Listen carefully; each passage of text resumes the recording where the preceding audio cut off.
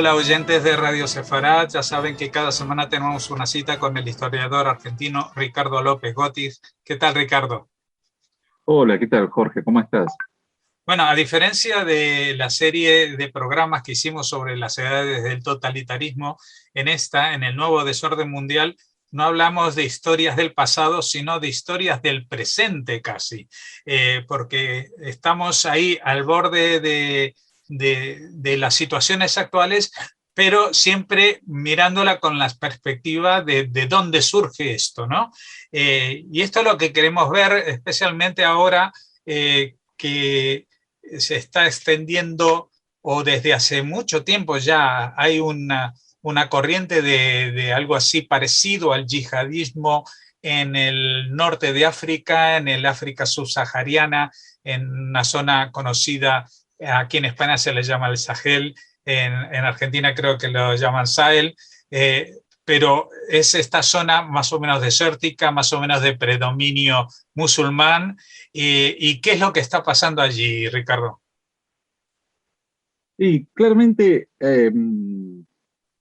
esta es una región que en los últimos años ha ido cobrando relevancia, la región del Sahel, que es una larga franja que atraviesa y corta en dos al continente africano, que va desde el Océano Atlántico al Océano Índico, que es una región de una gran pobreza y que está estrechamente vinculada a esa situación de violencia, miseria, con los resultados del cambio climático, porque eso es una región con una fuerte desertificación. Esto está llevando al colapso de esas economías ya de por sí endebles y rurales, pero que está llevando a una situación de una gran pobreza, zonas de violencia en las que los estados existentes no tienen un control de la situación ni el monopolio de la coerción, y que por consiguiente se han tornado muy vulnerables frente a la aparición de varios grupos yihadistas en toda esa región que van reclutando jóvenes, niños, para la lucha armada. Esto claramente se vincula con toda la explosión del yihadismo que comienza sobre todo a partir de Al-Qaeda. Al-Qaeda era una entidad, digo era porque con los años fue mutando en otra situación, pero originalmente era una entidad que reclutaba combatientes de Egipto, de Arabia Saudí, bosnios, chechenos, muchos occidentales, y que encontró su refugio en el régimen de los talibán, ¿no? Ahí es donde encontró su refugio, su asilo, ¿no? Ahí también fue su lugar de entrenamiento. Los miembros de Al-Qaeda combatieron en la guerra de Afganistán frente a otras minorías, ¿no? Porque en el periodo de 1996 al 2001, los talibán no controlaban todo Afganistán. Y los miembros de Al-Qaeda comienzan a adquirir su experiencia militar en esos enfrentamientos. Lo cierto es que el colapso de los talibán en el año 2001, cuando comienza la ocupación de Estados Unidos y de la OTAN al suelo afgano durante casi 20 años, eso llevó a que, por otra parte, Al-Qaeda se recluyera en varios territorios. Uno era Pakistán, en donde físicamente estaba Osama Bin Laden, pero la franquicia de Al-Qaeda, si lo podemos llamar de alguna forma, se empieza a repartir por el mundo. Es decir, empieza a aparecer Al-Qaeda en Yemen, en Siria, en el norte de África, lo que se conoció como Akin, Al-Qaeda del Magreb islámico, ¿no? Que tuvo una gran presencia en toda la región de Malí, Chad, que de hecho intentó crear un estado propio, Azawad, que ahí tuvo que haber una intervención militar, en ese caso de Francia, para evitar la decisión de una parte del país para crear Azawad, y que esto marca la presencia de estos grupos yihadistas en toda la región del Sahel. Es decir, que en principio, esto es interesante señalarlo, de que Al-Qaeda no tenía un control directo de estas franquicias de Al-Qaeda en el norte de África, Siria, Yemen y otras partes del mundo. No tenía un control directo, ni los coordinaba, ni mucho menos, pero se había convertido en una marca exitosa, ¿no? Parecía dar la idea de que Al-Qaeda estaba librando una guerra a nivel global de magnitud frente a Estados Unidos y la OTAN en distintos escenarios. Por lo tanto, Osama Bin Laden no iba jamás a decir que no pertenecían a Al-Qaeda, ni fueron entrenados por ellos, pero por otro lado, estas distintas formaciones que se identificaban con Al-Qaeda sí tenían varios rasgos en común con la idea de la guerra contra la modernidad, contra Occidente, en distintos escenarios. Y ahí es donde nos encontramos con esto en el norte de África. Sobre todo, estos grupos de Al-Qaeda en el norte de África también se van a beneficiar, y esto parece raro, por la primavera árabe, porque como bien sabemos, la primavera árabe terminó siendo un gran infierno para el mundo árabe. Salvo Túnez, el resto de los países entró en una espiral infernal de largas guerras civiles. Todavía tenemos las de Yemen, Siria y Libia, ¿no? Y la situación de Libia en particular, esto va a estimular la aparición de varios grupos combatientes identificados con el yihadismo de Al-Qaeda. Al-Qaeda originalmente, que nace en Egipto y el que va a estar como un personaje importante, el árabe saudí, Osama Bin Laden, no solo cuestionaba al mundo occidental y al Estado de Israel, sino también a las monarquías árabes, a las repúblicas árabes, porque los consideraba sistemas corruptos, y de modo que querían establecer un gran emirato islámico. Esta prédica va a ganar mucha aceptación en muchos sectores que se sentían completamente desplazados políticamente y socialmente en distintas partes del mundo, pero sobre todo esta prédica yihadista va a tener una gran influencia en la región del Sahel. Como bien decía antes, esta es una larga franja en la cual la situación de pobreza ha llevado a que muchos habitantes intentaran emigrar hacia el continente europeo, con lo cual tenían que atravesar Libia, Argelia, Túnez, ¿no? Esto llevó a estas migraciones tan problemáticas para el continente europeo hace unos, ¿cuántos?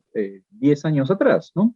10, 9 años atrás, de estas embarcaciones repletas de africanos tratando de llegar como fuera al continente europeo en busca de prosperidad.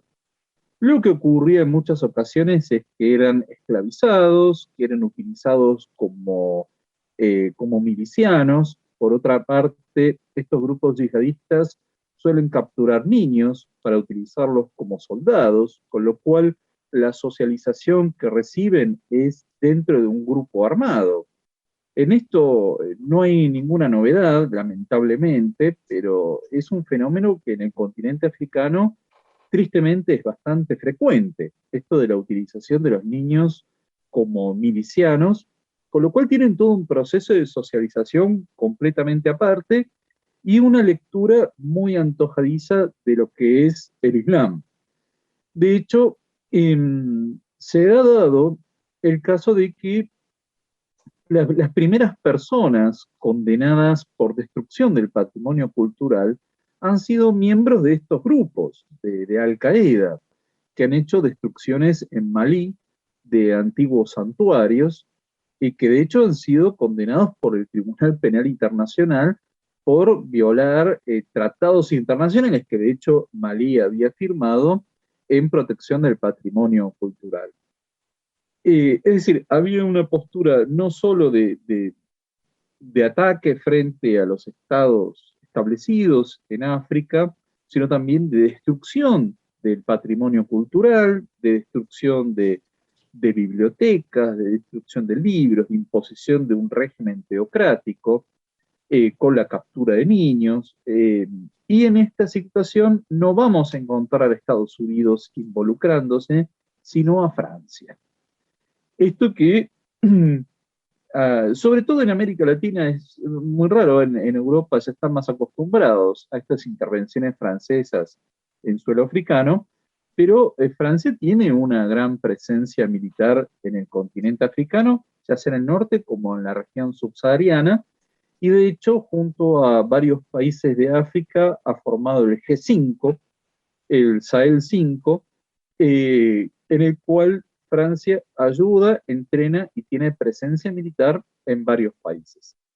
Durante la presidencia de Trump, en la que había algunos soldados de Estados Unidos ubicados en esta región, empiezan a ser retirados, y esto vamos a ver una situación muy similar a la que hoy estamos viendo en Afganistán. Es decir, así como Trump empieza la salida de las tropas de Estados Unidos de Afganistán, no es Biden el que comienza esto, sino que la salida de tropas comienza con Donald Trump en el 2018 y que lleva a esta situación que hoy vemos con la caída de Kabul como si fuera algo que ocurre inesperadamente, pero en realidad es un proceso que está llevando varios años. Lo mismo estamos viendo en la región del Sahel, en donde tanto Francia como Estados Unidos están presentes en esa región, ayudando, equipando y tratando de modernizar ejércitos que no siempre tienen éxito en su enfrentamiento con los grupos yihadistas.